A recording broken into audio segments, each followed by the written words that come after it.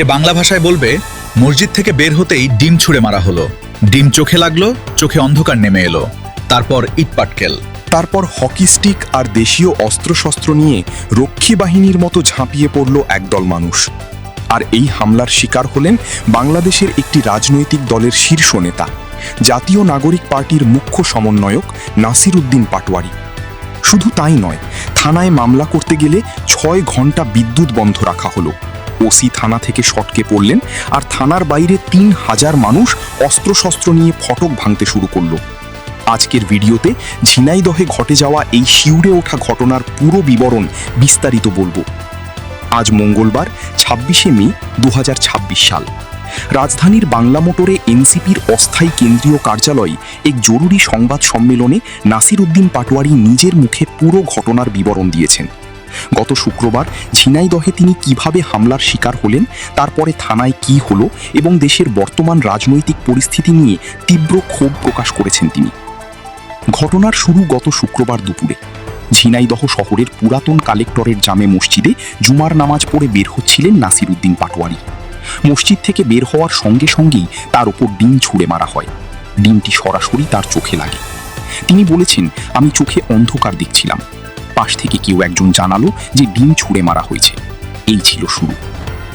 এরপরই শুরু হলো আসল আক্রমণ। ডিমের পরে এলো ইট পাটকেল, তারপর হকি স্টিক, দেশীয় অস্ত্রশস্ত্র নিয়ে একদল লোক রক্ষী বাহিনীর মতো করে ঝাঁপিয়ে পড়ে তার এবং তার সহযোদ্ধাদের ওপর। নাসির উদ্দিন পাটোয়ারি অভিযোগ করেছেন, এই হামলায় বিএনপি, ছাত্রদল এবং যুবদলের নেতাকর্মীরা জড়িত ছিল। শুধু তাই নয়, তিনি দাবি করেছেন পুলিশও এই হামলায় অংশ নিয়েছে। তার ভাষায়, তারা একসঙ্গে আমাদের উপর হামলা করেছে।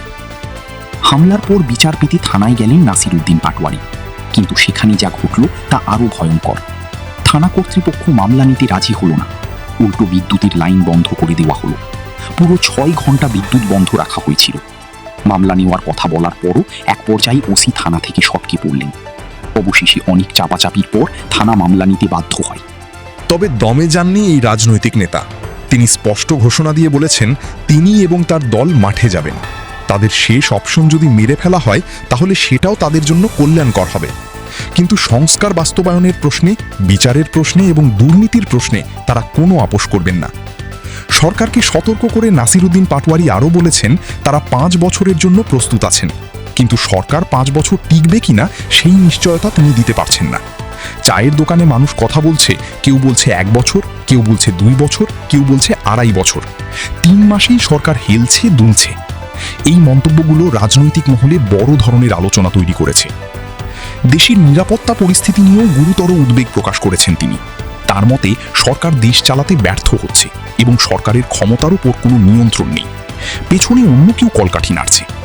এই অস্থিতিশীলতার সুযোগ নিয়ে তৃতীয় কোনো পক্ষ দেশকে এমন কোনো চুক্তিতে বাধ্য করতে পারে যা জনস্বার্থ বিরোধী।